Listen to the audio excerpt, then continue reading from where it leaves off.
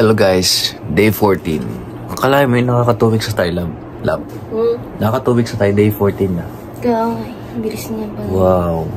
Dami na nangyari. Day 14, dire-diretso pa rin yung alis namin.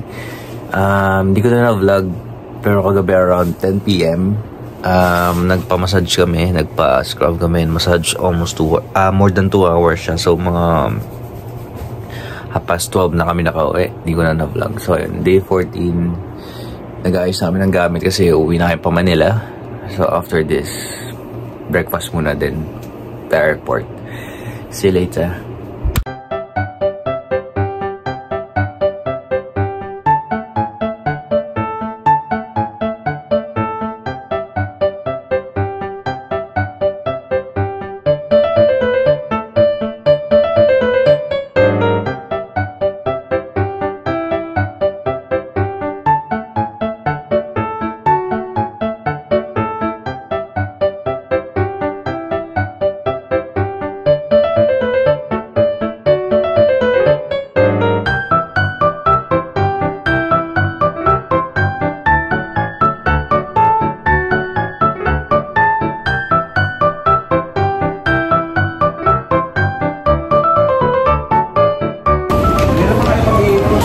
Guys, we're back in Manila.